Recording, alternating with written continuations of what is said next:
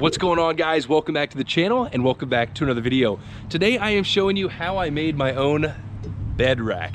It is awesome. Did it all myself for less than $150, and I had to get pretty creative. So most of you guys know that I installed a Diamondback bed cover not too long ago, and it's really not compatible with most rooftop tents just because of the fact that these panels open. Now what that means is that if I stored a bunch of cargo or a rooftop tent directly on here, whenever the tent was there, I would only have access through the tailgate of the truck. So I decided to make my own rack that worked with holding a tent up there or anything we wanted to while still retaining the usefulness of the Diamondback. So in this video, I'm not going exactly step by step, but showing you how I personally made this. It's very, very simple. We do have to cut, we do have to weld, but you know, for the most part, it's mostly bolt on, and it's really, really cool. I will go ahead and say that even if you don't have a Diamondback cover or a tonneau cover at all, you can still make a rack just like this, just with a few little tweaks. So let's get started.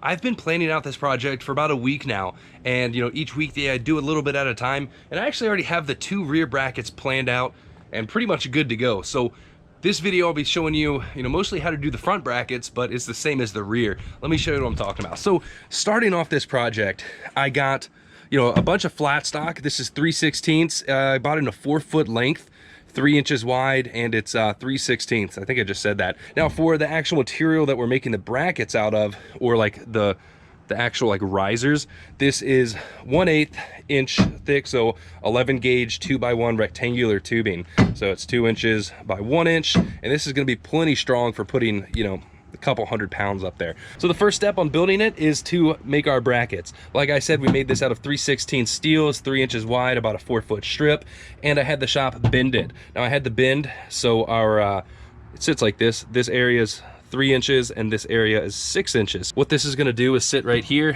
and we really want a nice bend so it sits flush and evenly distributes the load up here on our bed rail.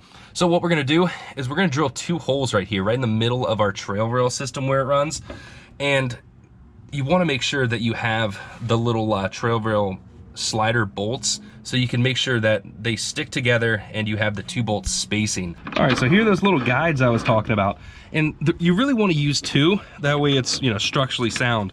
But I just took a measurement of these blocks themselves so they were touching each other. That's the distance we're going to drill our 2 holes from each other.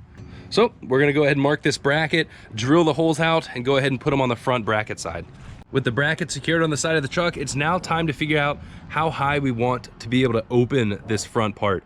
Now, when I say I'm like talking about building this around the Diamondback, you don't have to have a Diamondback cover to make this. You could build like your own rooftop tent rack or some type of rack back here, exactly how I'm doing it, but you might not have to come all the way out here. If I was doing this without a Diamondback cover, or if I didn't have a bed cover and I just wanted to build this rack, I would just weld the pipes like right here. For the front, we are gonna have to figure out what angle and how far out those brackets are gonna be. So I'll have to kind of mimic. I want it to open at least to like right there. So I'm gonna hold it here in place.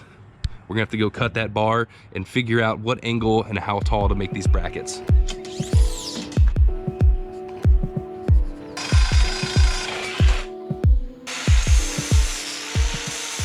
So what I just did was figure out, how deep to put it on this bracket and what angle. But the big difference is how far out we're gonna weld it onto this bracket. And that just depends on how tall we want this to open. So right here, I traced out where we're gonna weld it on. What I'm gonna do is take this bracket off. We're gonna tack weld this piece just in a few spots and then come out here and test fit it before we burn it in.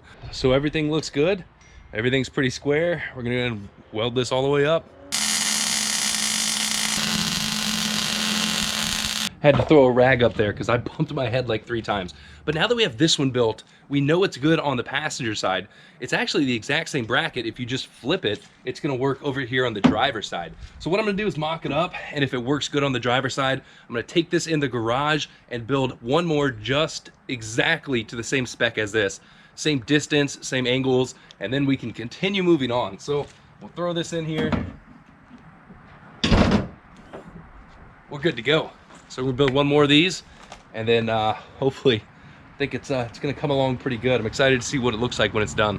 All right, so we got all these brackets on and it's looking good. I started thinking about it and I think it'd be nice to make this thing adjustable on the height. So what I'm planning on doing, I'm gonna mess around with it, see if this is a good idea, but drill about 3 or 4 holes in here, and I'm gonna get another piece of 3/16 you know, flat stock and drill the 3 holes in that, or you know, whatever, however many holes I wanna make.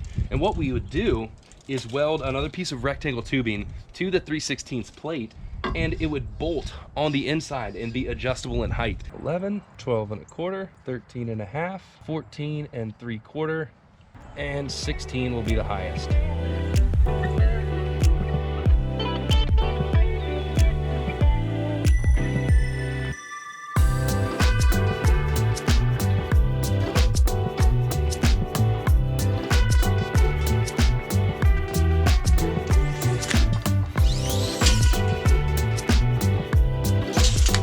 Making progress. I'm working on making all the brackets. My issue now is that I'm blasting through the DeWalt batteries. I only have 1 charger, so it's taken forever to you know, let the batteries recharge and keep drilling all the holes that for the little brackets that are going in there. So tonight, as you can tell, it's getting dark. I'm gonna continue making these brackets. I'm gonna cut the support pieces and weld the brackets on there. And man, that's a beautiful sky. And you know, so here are those holes. The mounting bracket's gonna go on the inside, so the bolts will be out here. And you know, we have a few different mounting heights, but it's coming along good. We still have to do those forward ones too, so I don't want to record the entire process, but you know, just enough to show you guys what we're doing. And you know, if you want to replicate it, you can go for it. But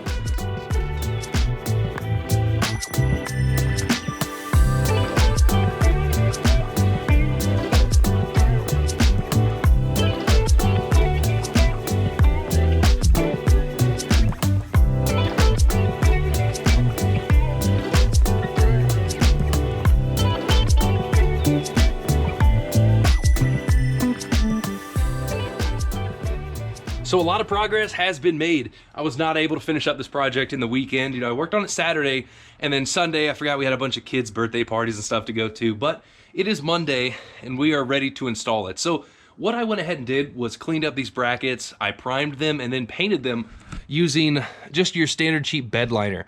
I wanted it to kind of resemble the same texture as the Diamondback cover, and it's definitely not spot on. And plus, I am gonna have to paint these again in a few months because it is way too cold out here to get any type of really good, you know, spray paint job. You can see my breath. This will work for now, just to prevent it from rusting, but in a few months, we'll rip it back off and paint it really nice. And who knows, if I like it, I might get it powder coated or paint it all and steel it. So it's time to install this. You guys have already seen how this actually goes together. We have a bag of brand new Grade 8 hardware from Tractor Supply. Let's get this on and see how it looks.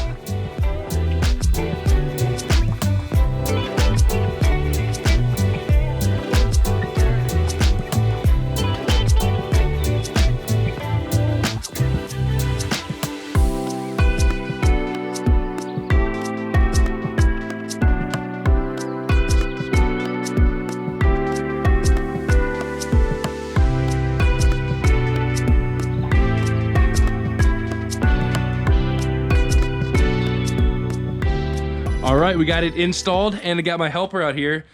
It's my first time seeing it, actually. I know he's been working on it for a little while. Yeah. It looks good. I don't even notice that it kind of sticks out right here. That was my worry, is that it would look kind of weird sticking out. I didn't even notice it when I walked outside. But I think what we are going to do is lower it down some. So, because right now it's tall. That's tall for sure. So what I'm gonna do is lower them down 1 inch, but let me show you guys what it looks like when it's open. So we'll pop this open. I need to loosen both of those hinges, but we still have plenty of room to open this. And if we lower it, it'll probably still open to there, which is more than enough. So Cassie, you wanna show them that little side support piece I gotta do tonight? Yes, I can. This is a super cool side support piece. Heck yeah. So this is Super Strut. It's found at Home Depot. It's more for like electrical conduit runs.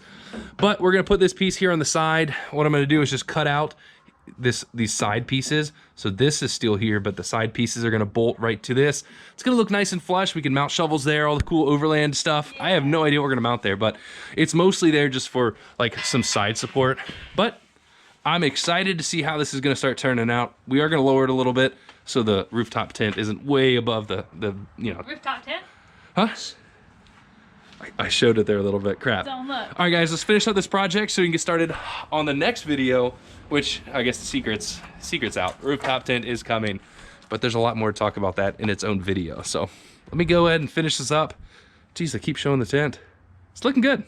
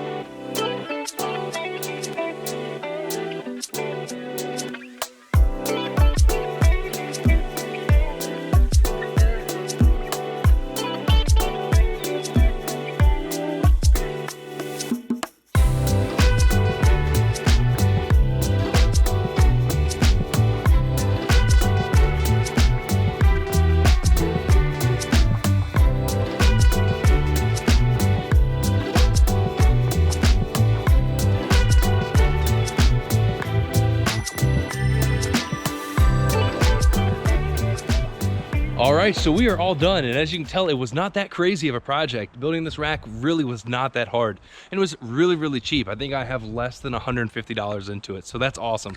But it is complete. I did change up a few things. As you can tell, I now have 2 of these side support beams, mostly just due to the look. I think having one was a little bit cheesy, and of course, this is gonna be stronger. You know, it holds the load sideways a little bit better.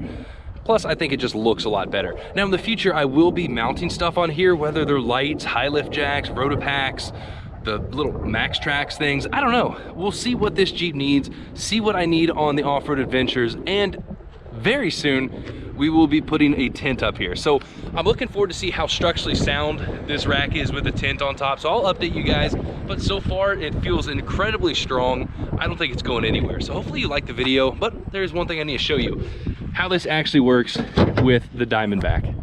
As you can tell, the rear still opens up perfectly fine, same as the front. So that was my main goal, is making a rack that worked with this Diamondback. And as you can tell, we still have access to our fridge, our rotopacks, or anything else that we put in the bed of the truck. So that is awesome. Now, I know a lot of you guys are waiting for the exhaust giveaway that I did a while back. That's gonna be the next video. So I'm gonna put everybody's name in the random name generator online tonight or tomorrow and announce the winner in the next video. So stay tuned for that. And I don't know if the next video is gonna be the lift for this thing or installing the rooftop tent. Either way, I'm excited for the next video. Thank you guys so much for watching. Hopefully you enjoyed this video, and kind of the goal was not, you know, hey, here's step-by-step how to make a rack, but to show you guys that you can make your own stuff and make it turn out pretty cool. I think this looks really good, and there was nothing else on the market that worked as a rack or a rooftop mounting system over a Diamondback bed cover. So, and I think, there's gonna be a lot of that with this project. So don't be afraid to get out there and build something, learn how to do stuff, and just do it. It's fun, it's rewarding, and you save some money that way. Thanks for watching, guys. I will see you guys later. Peace.